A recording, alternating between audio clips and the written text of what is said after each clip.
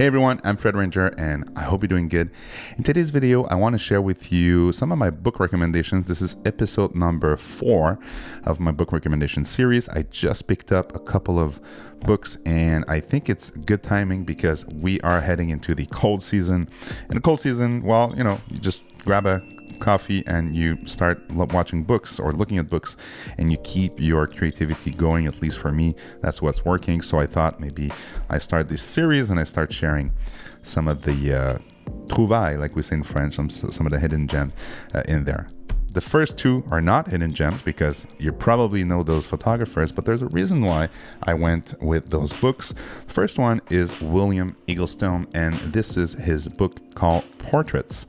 And Sofia Coppola actually said about this book, or the portraits that you see in there, that so many people take photos, simple snapshots of life, but there is something about Eggleston that no one can match. And I completely agree with that. And those are a collection of Eggleston's portraits where he photographs pretty much people from his neighborhood, the southern part of, and there's a magnificent photo of Sofia Coppola herself, but magnificent photos of people from the south of the US and portraits of people living their life, the man himself right here, but just people living their lives. And for me, there is something about what Sofia Coppola said about those portraits that is entirely true, and it is the fact that if you look at the way he's actually photographing people, there is so much intimacy. It's so natural. There's no people pausing for the book or for the photographer. It's just, moments in time. Look at this one with the janitor and this guy on the phone. For me, those are just little shot of moments that will never come back in time. But also the way he composes photos, there's a sense of soul. There's a sense of connection or emptiness sometimes.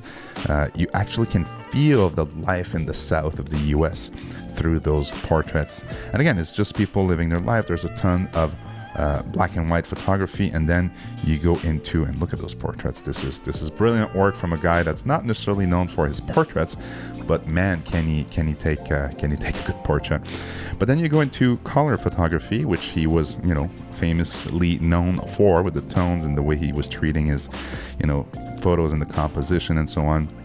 This is the one that's on top. This is a brilliant photo, the composition. You can see the shadow here. So again, you can get immersed into another aspect of a photographer that you might not know about. For me, Eggleston was one type of photography, but then I started to immerse myself in his portraits and work, and oh my God, was I not surprised. He even took some photos at the funerals, so this is very interesting. I was talking about emptiness and so on. So again, highly recommend this book if you want to get immersed into another aspect of William's photography. So that's the first book. Second book, a bit on the same theme of getting to know a photographer from a different angle.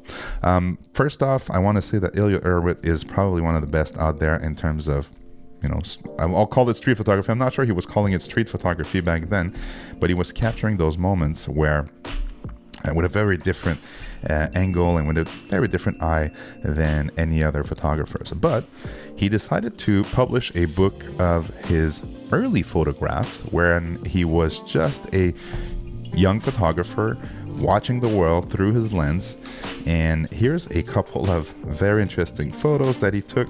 I mean, if you look at the photograph like that, again, he's not known for these type of photographs, but for him, it was the opportunity to revisit the photograph he made early in his career. It was not, apparent when the image was originally taken that he was developing his style and so on and so forth. But he was becoming the photographer that we look at this photographer that we know today. And for me, that is another way to understand where a photographer comes from. How did he build that mastery of light and composition and moments? So for me, it was kind of an interesting way to say, okay, Elliot Erwitt, I know the famous photographs that we all see in books and exhibition and so on and so forth. But how about the first couple shots he took, or the first couple shots he's ready to publish, and that will give us a little bit more information on how he built his career. So very interesting book. I highly recommend it. You can find it on all the platforms and in bookstores. This is Found Not Lost from Elliot Erwitt. We continue with the last book I want to share with you today, and this one is from Slim Aarons. And this is actually a gift that I gave Vicky because one of her followers on Greenery, and we're on Greenery and Vero. Please follow us there. It's a great community, trying to get away from Instagram a bit. But all that to say that Slim Aarons, she got compared to him, and she was like, wow, okay, this is first of all very, very nice of you, but we don't know Slim Aarons. And honestly, I didn't know Slim either. So I know I should have known. Apparently he's a big deal, but hey, you can't know everyone and everything. And I love when these things happen, when you actually get to know a photographer better by looking at his photographs first and not necessarily knowing who he was or what he did. Slim Aarons actually published a book called Woman, and there you have it. It's actually where he explores the extraordinary woman from the upper echelon of high society, the visual art, the fashion, Hollywood, and so on and so forth. So this is a very, again, intimate look at his photography.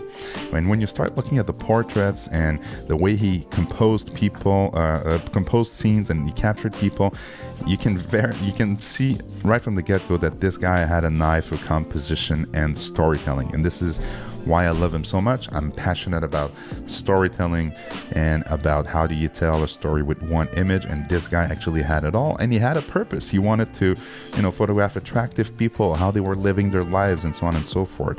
Beautiful mastery of tone. I did some of my research, a lot of Kodachrome rolls in there, of course, because a lot of photography was done, color photography was done through this type of film. But he was mastering, light, composition, and moment. If you look at that, you want to live that life. But also he made some photos where, it's not all fun and dandy. There's more serious looks and so on and so forth. So he divided the book by section, and I really like how he actually created a whole storytelling through the book, and where you can follow these women who are living pretty much the dream. But again, there's some aspect of it that's more personal, attractive places. So he's photographed all over the world, and especially in the US, with these magnificent photos of life in the high society. So those are my 3 books. This one again, Slim Aarons, and it's called Women, and I really like it because of all that I mentioned. Found Not Lost from Elliot Erwitt. It's a must-have, and I think what's another must-have is William Eggleston with his book called Portraits. If you are interested in books and real paper thing, I do have a zine right here that's called Silo Numéro 5 or Silo Number 5, and this is a photo series that I took when I got access to a very, very old and unique building in Montreal, Silo Number 5, and I was able to capture, some of those scenes. It's an old factory that was abandoned, and I really like those in decay type of photos, and I decided to go black and white. So again, if you want to encourage this channel and encourage me to go out and shoot even more, pick up one of these zines. I'll put the link down below. It's called Silo Number 5. It's my first zine, and I'm working on the second one that should be coming shortly. If you have any questions about any of the books that I talked about today, please feel free to leave a comment down below. If you have suggestions for me, I'm always on the lookout for great photography books. Please let me know. And also, if you want to interact on other platforms than Instagram, again, reminder that we are on Greenery and also on Vero. I know there's debate. Should we be there? Should we not be there? Should we keep using Instagram? I don't care. I like to connect with people where they are, and I see that there's a great community on Greenery for film photography and a great community on Vero, and less algorithm and ads and so on and so forth on Vero, like I said. So let's connect there too. So enjoy life, be happy, and enjoy your new books. Cheers.